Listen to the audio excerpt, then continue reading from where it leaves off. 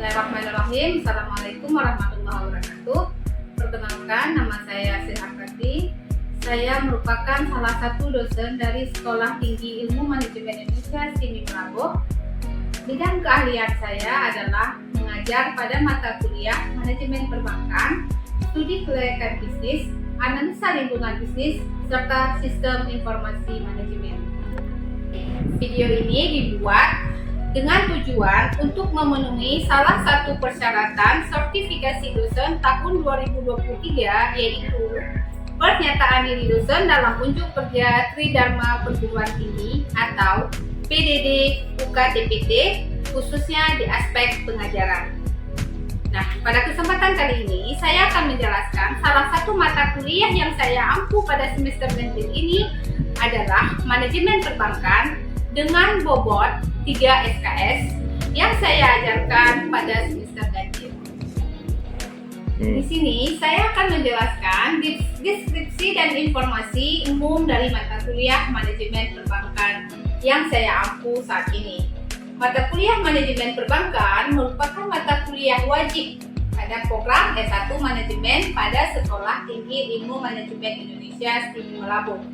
Mata kuliah ini membicarakan tentang kegiatan operasional, manajemen dan tata kelola bisnis perbankan yang baik berdasarkan kajian teori, studi empiris maupun ilmiah populer.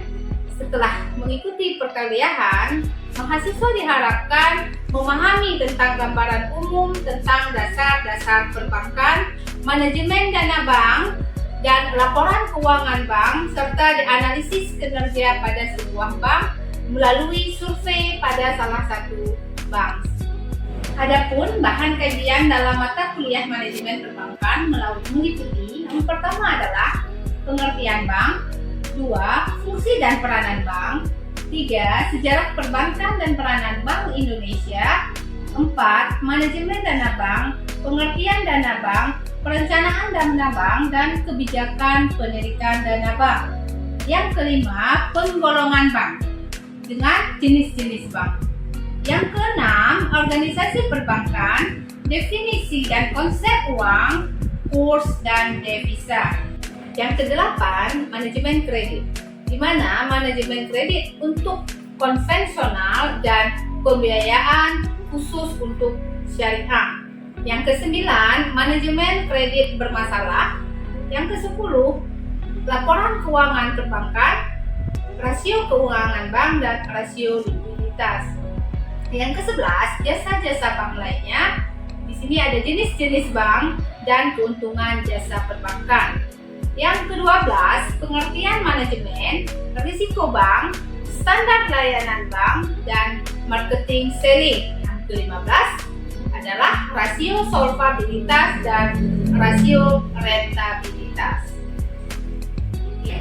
Capaian pembelajaran mata kuliah CPMK yang diharapkan adalah mampu menerapkan pemikiran logis, kritis, inovatif, bermutu, dan terukur dalam melakukan pekerjaan spesifik di bidang keahliannya, serta sesuai dengan standar kompetensi kerja bidang yang bersangkutan. Selanjutnya, mahasiswa diharapkan mampu menunjukkan kinerja mandiri, bermutu, dan terukur. Dan yang ketiga adalah mampu memahami dan menguasai dasar-dasar perbankan di dunia perbankan. Selanjutnya, teknik pembelajaran yang saya gunakan pada perkuliahan mata kuliah Manajemen Perbankan pada Sekolah Tinggi Ilmu Manajemen Indonesia yaitu DAE. Yang pertama adalah delivery, interaction, dan assessment. Nah, apa itu DAE dalam pengajaran mata kuliah saya? Delivery, yakni bagaimana saya berinteraksi dengan mahasiswa secara baik, menyenangkan. Langkah pertama di awal perkuliahan saya akan menjelaskan dua hal penting untuk didiskusikan dengan mahasiswa. Yang pertama adalah RPS. Ini bertujuan untuk pedoman serta target yang akan dicapai selama perkuliahan dalam satu semester ke depan. Baik, yang kedua yang tidak kalah penting yaitu kontrak perkuliahan. di mana dalam kontrak perkuliahan saya dan mahasiswa membuat kesepakatan dan aturan-aturan yang akan kita jalankan dan kita terapkan pada semester ini. Nah, diharapkan dengan adanya aturan-aturan yang diterapkan bersama, ini bisa perkuliahan berjalan dengan baik. Kemudian dijelaskan mengenai bobot penilaian kepada mahasiswa pada mata kuliah manajemen perbankan, serta buku apa yang saya gunakan dalam pengajaran mata kuliah ini. Yang pertama, buku yang digunakan pada mata kuliah ini adalah buku manajemen perbankan, teori dan aplikasi, Mudrajat Kuncoro, buku memahami bisnis bank, Ikatan Bankir Indonesia, dan buku manajemen perbankan menurut Kasmir. Metode yang saya gunakan dalam perkuliahan manajemen perbankan adalah metode ceramah, diskusi, dan tanya jawab. Baik, metode pembelajaran kedua adalah interaction, yakni interaksi di sini adalah yaitu mahasiswa dapat menggunakan cara hybrid learning, di mana hybrid learning bisa dengan cara bertatap muka, bisa dengan menggunakan media sosial seperti Zoom meeting, WhatsApp group, Google Meet, dan lain-lain. Yang ketiga adalah assessment, yaitu cara penilaian dosen terhadap mahasiswa, yaitu evaluasi memberikan nilai pada mahasiswa, di mana di pertemuan awal saya sudah menjelaskan ada yang namanya kontrak perkuliahan, berbicara mengenai bobot nilai yang harus diikuti oleh mahasiswa. Baik, pada bobot penilaian setidaknya ada 5 kategori penilaian yang saya gunakan. Yang pertama adalah kehadiran atau tatap muka, absensi dan performance 15%, quiz 10%, kemudian tugas ada 15%, termasuk tugas individu dan tugas kelompok, dan kemudian ada UTS, ujian tengah semester 20%, dan ujian akhir semester sebanyak 40%. Nah, saya juga akan memberikan reward kepada mahasiswa yang aktif, partisipatif di dalam kelas, di mana dia bisa menjawab setiap pertanyaan yang saya berikan, diskusi menarik dan sebagainya. Itu akan diberikan reward lebih kepada yang bersangkutan. Berikut adalah cuplikan pengajaran pada mata kuliah manajemen perbankan minggu keempat dengan materi manajemen dana bank. Selamat menyaksikan. Assalamualaikum warahmatullahi wabarakatuh. Apa kabar? Sehat kan? Oke. Baiklah, hari ini kita masuk materi pembelajaran manajemen perbankan. Perkenalkan, nama saya Sri Harkati, SDMM, dosen pengampu mata kuliah manajemen perbankan dengan total bobot SKS 3 SKS. Baik, hari ini kita mulai belajar mengenai manajemen perbankan, khususnya adalah manajemen dana bank. Namun sebelum kita memasuki materi manajemen dana bank, kita mengenal dulu apa itu manajemen perbankan.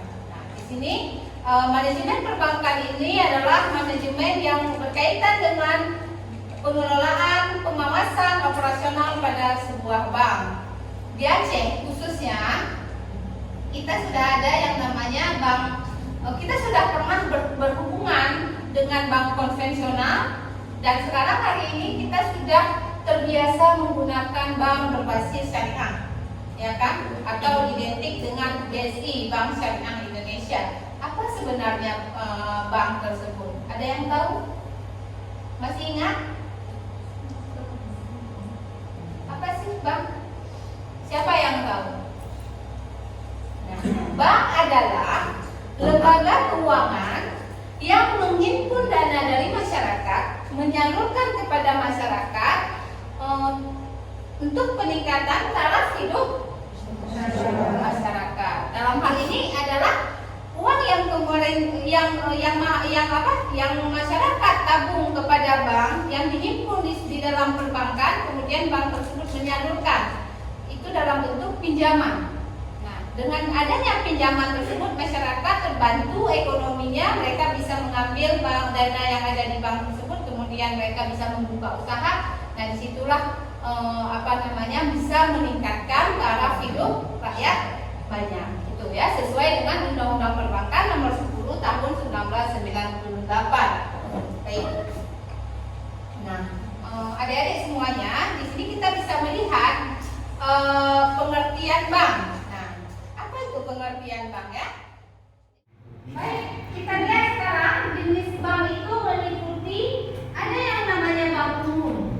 Bank umum, bank yang melaksanakan kegiatan usaha seperti menghimpun dana yang saya sebutkan tadi ya, memberikan pinjaman serta jasa lalu lintas pembayaran dalam bidang keuangan kepada masyarakat. Selanjutnya ada BPR. Apa itu BPR, Dek? Bank Pengkreditan Rakyat. Bank Pengkreditan Rakyat itu bank yang menerima simpanan dari masyarakat hanya berbentuk dalam deposito berjangka, tabungan, atau bentuk lainnya dan memberikan pinjaman kepada masyarakat. Kalau di kita ada satu lagi, yaitu apa sini? Bank Syariah. Oke, Bank Syariah. Itu Bank Syariah adalah bank, siapa yang bisa? Bank yang melakukan operasionalnya dengan sistem ekonomi Islam. Dengan sistem ekonomi Islam berdasarkan prinsip syariah. Oke, ini ya. Berdasarkan prinsip syariah. Berarti ada 3 jenis bank. Yang pertama ada bank umum, yang kedua ada bank pengkreditan rakyat, dan yang ketiga ada yang namanya bank syariah. Oke, sampai di sini. Saya rasa bisa dimengerti?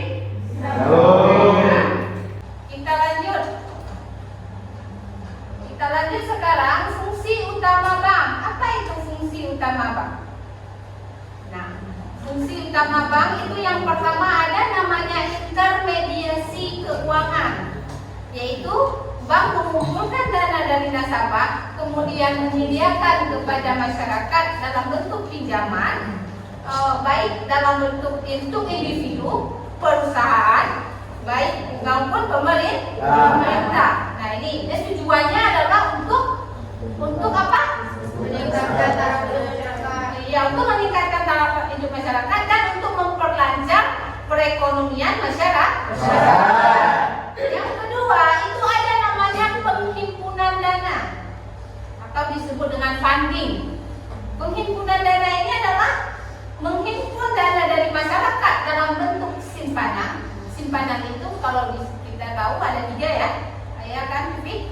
Ada 3, yaitu simpanan yang dalam bentuk tabungan, dalam bentuk giro, dan dalam bentuk deposito.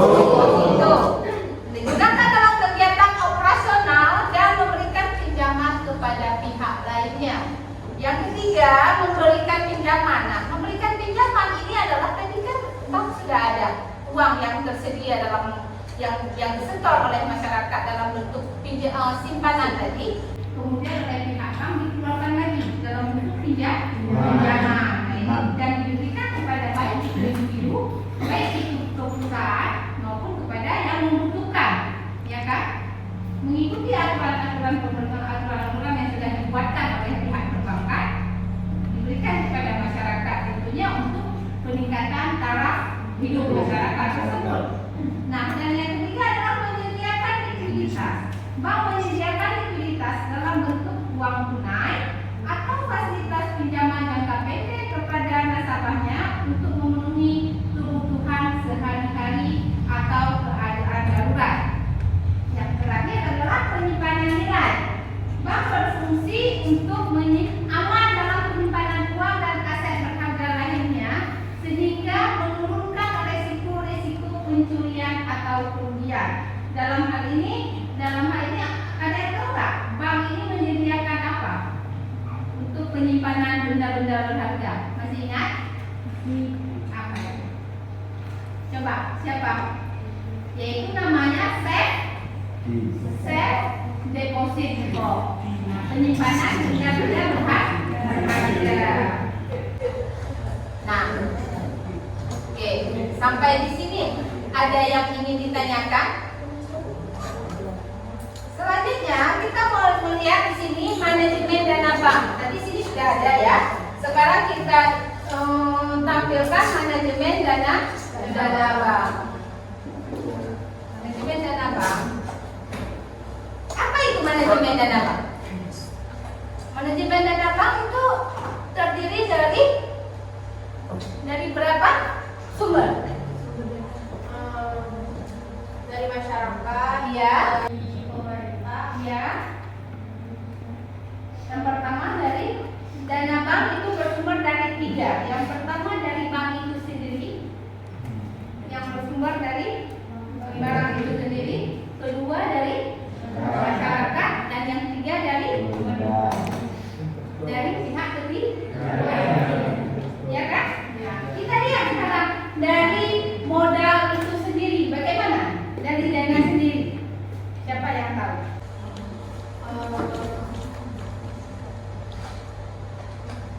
Itu ada beberapa ya. Manajemen dana bank ini digolongkan menjadi 3. Dana sendiri itu terdiri dari, ada yang tahu? Iya, dari bank itu sendiri yang bersumber dari para pemegang saham atau stakeholder di sini ya. Nah, yang kedua itu dari bank juga dana bank itu juga ada macam-macamnya. Apa saja? Digunakan untuk apa saja dana bank ini?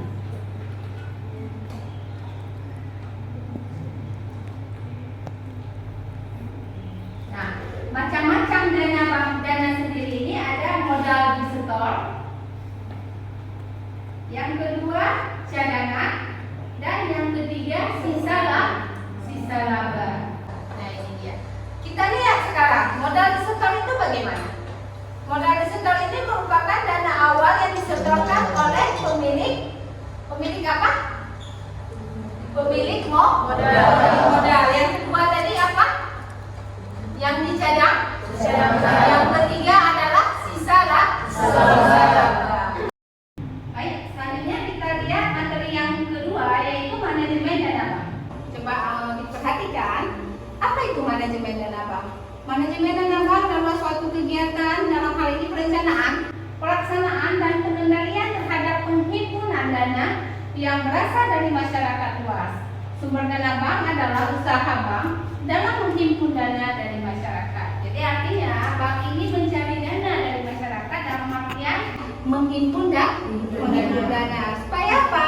Supaya dana yang bersumber dari masyarakat tersebut mengalir ke bank mereka, kemudian mereka bisa menyalurkan kembali kepada masyarakat. Nah, ini sumber dana bank. Jadi kita lihat sumber dana bank ini, ada yang tahu nggak? Ada berapa? Ada? Oke, ada 3. Yang pertama dari bank itu sendiri. Yang kedua dari masyarakat. Yang ketiga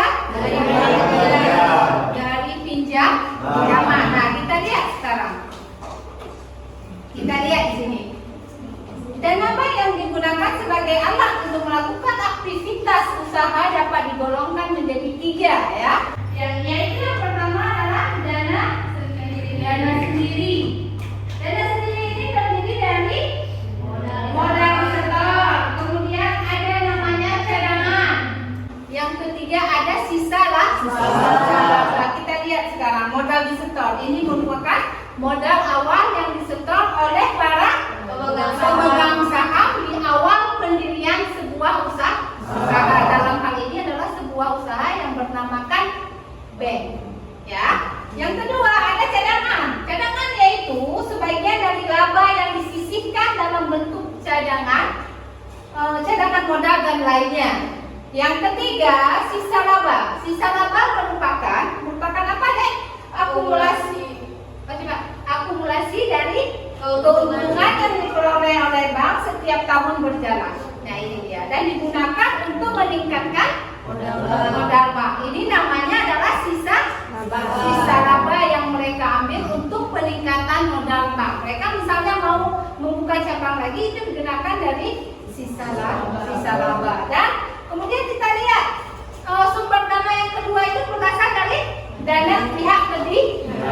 Siapa dana pihak ketiga di sini? Masyarakat. Oke, masyarakat. Dana dana yang ada di sebuah bank yang bersumber dari masyarakat, yang dananya tidak terbatas tentunya. Kan dari masyarakat kan nggak mungkin dibatas, berarti kan banyak ini. Nah, terdiri dari berapa? Ada tiga. Secara umum dana pihak ketiga ini terdiri dari tiga sumber, yaitu terdiri dari tiga jenis ya. Yang pertama itu adalah tabungan. Siapa yang tabungan? Yang bisa menjelaskan arti tabungan? Oke, gimana yang ini? Supaya tabungan adalah simpanan uang yang dilakukan yang menandakannya itu hanya dapat dilakukan menurut syarat tertentu. Oke, itu jenis sumber dana ketiga yang bernama tabungan. Yang kedua, deposito. Siapa yang bisa jawab deposito? Oke, silakan. Siapa namanya? Mita. Oke, silakan Mita. Jadi deposito adalah simpanan yang pencairannya hanya dapat dilakukan pada jangka waktu tertentu dan syarat-syarat tertentu. Oke. Dan yang terakhir kita lihat di sini adalah giro. Apa itu giro? Siapa yang bisa jawab giro? Silakan. Siapa namanya? Silakan Nadira. Giro adalah simpanan yang penarikannya dapat dilakukan setiap saat dengan menggunakan cek, giro, dan sarana perintah pembayaran lainnya atau dengan pengalihan buku. Oke, bagus sekali. Nah, ada tiga ya. Saya ulang lagi. Dana pihak ketiga ini adalah dana yang bersumber dari masyarakat yang dananya tidak terbatas. Dan jenis daripada dana pihak ketiga ini ada yang namanya tabungan, giro, dan deposito. Secara umum nanti kita akan lihat. Ini yang paling penting di sini yang mana ini? Apakah dana pertama atau dana pihak sendiri, atau dana pihak ketiga, atau dana pinjaman? Nah, kita lihat dana pinjaman ini apa? Siapa yang bisa jawab? Nah, kita lihat di sini ya. Dana yang bersumber dari lembaga lain itu disebut dengan dana pinjaman. Seperti apa contohnya? Ini ada yang pertama ada setoran jaminan. Yang kedua dana transfer. Yang ketiga surat berharga pasar uang SBBU ya. Kemudian diskonto Bank Indonesia. Selanjutnya kredit likuiditas dari Bank Indonesia. Yang keenam pinjaman antar bank atau disebut dengan apa? Harmoni ya. Kemudian pinjaman dari bank luar negeri. Ya, ini dia dana pinjaman. Nah, dari ketiga dana ini yang paling penting, yang paling denyut nadinya sebuah perbankan itu ada di mana? Dana pihak ketiga. Iya, ini dia. Dana pihak ketiga. Dana pihak ketiga ini harus sangat dijaga stabilannya oleh pihak perbankan. Karena itu mereka bisa melakukan aktivitas di dunia perbankan sehingga bank mereka bisa berjalan tidak sakit dan sebagainya. Baik, adik-adik semuanya, kita sudah mengakhiri sesi belajar. Saatnya saya mau mengabsensi adik-adik semua ya. Nanti dijawab pada saat saya panggil. Ya, Vivi Fabriana, M Nasir, Nadia, oke, Yantini, Sri Hidayana, Wara Frida,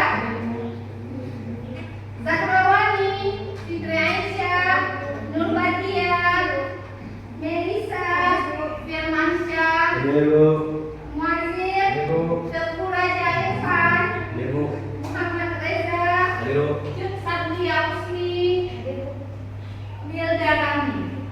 Baik, demikianlah untuk hari ini. Lebih dan kurang ibu mohon maaf. Insya Allah kita ketemu minggu depan di rubrik mata kuliah yang sama.